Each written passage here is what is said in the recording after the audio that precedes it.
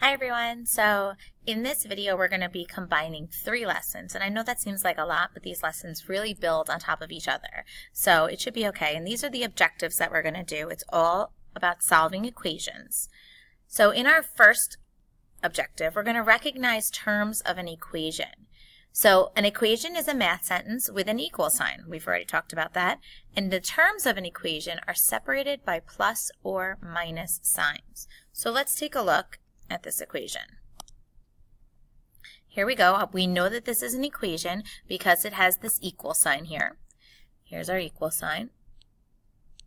And we know, I just told you, that terms are separated by plus or minus signs. So right now I see this equal sign, then I see this subtraction sign, and I see a plus sign.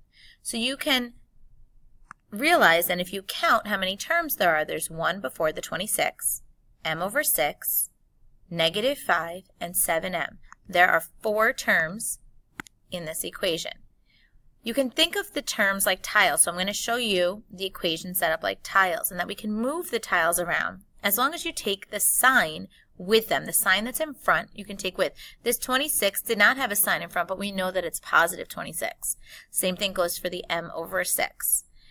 The subtraction sign goes with the 5 to make it negative, so you should be thinking of it as negative 5 and 7m. And you can move these things around because of the commutative property, and we can combine like terms by moving things around. 26 and negative 5 are called your constants because their values are always the same.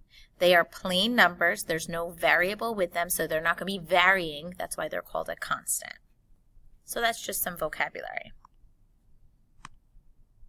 Okay, number 2, the general rules for solving equations. Again, please remember this is a video. You can pause me and write things down and then listen to me talk, but it's important that you're listening. Isolate the variable using inverse operations.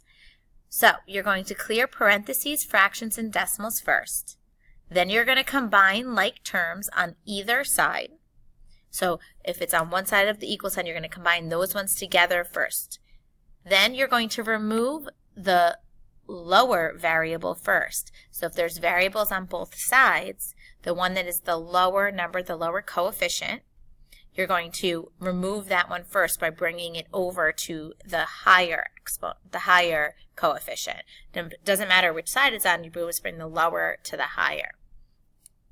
Number 4, you're going to isolate the term with the variable. So your goal is to get the variable by itself. And you're going to state the answer as x equals 2, which I think you're used to doing this, x equals 2, and leaving your answer like that. However, as an honor student, we're going to push you to write your answers in set notation, which means you're going to use these 2 symbols, which are called braces, and you're going to put a 2 inside. When you write in set notation, your answer should either be a whole number or a mixed number, mixed fraction. You should not have decimals, so no decimals, and no improper fractions. Okay, number 3.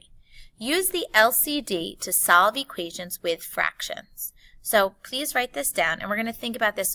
The LCD is your least common denominator. So we have 5 here, and we have 4 here. Those are our 2 denominators, and we want to think, if we had to make them common denominators, what would that be? So you can think of your 5's times tables and your 4's times tables, and what number do they both have in common? Hopefully you've come up with it in your head, as 20. Now you're going to use that number 20 to help cancel out your denominators and to make this an equation without fractions. So first thing you're going to do is you're going to write the equation with parentheses.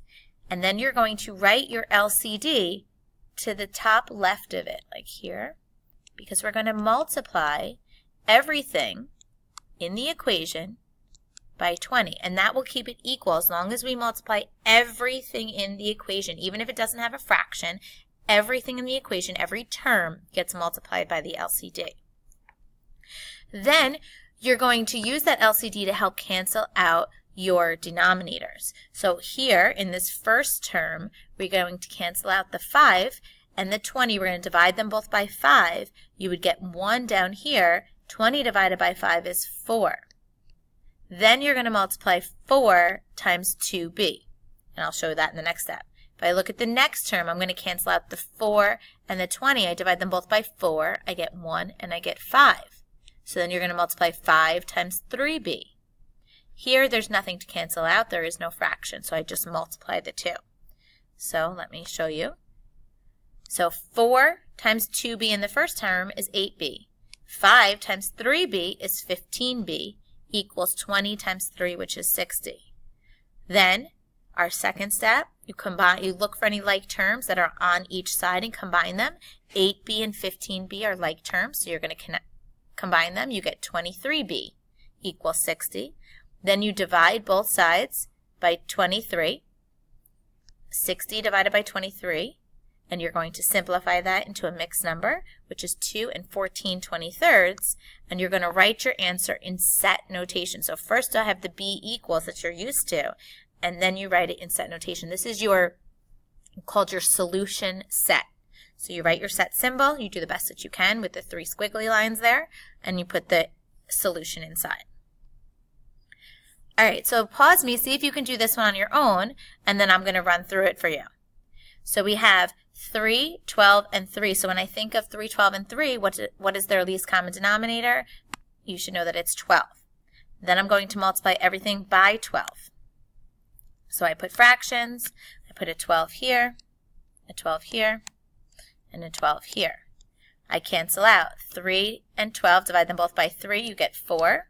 4 times x. Both 12s cancel out to 1, so I'll have minus 7x. 3 and 12, 1 and 4. 4 times 2 should be 8. So I should get 4x minus 7x equals 8.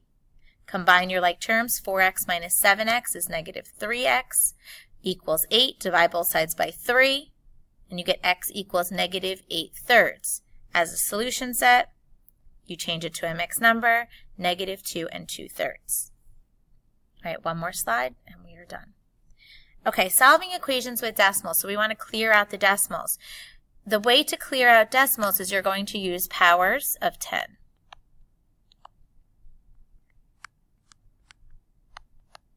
And you're going to look to see how many times you're going to need to move the decimal to eliminate the decimal point. So right now we only have one number after the decimal. So if there's only one number after the decimal, you're going to multiply by 10. If there's 2 numbers after the decimal, you multiply by 100. If there's 3 numbers after the decimal, you multiply by 1,000. Hopefully you're getting the pattern. Now, you can't just multiply that number by 10. As we've talked about, in order to keep the equation equal, you need to multiply the entire thing by 10. So I write times 10 here, and I multiply every single term by 10.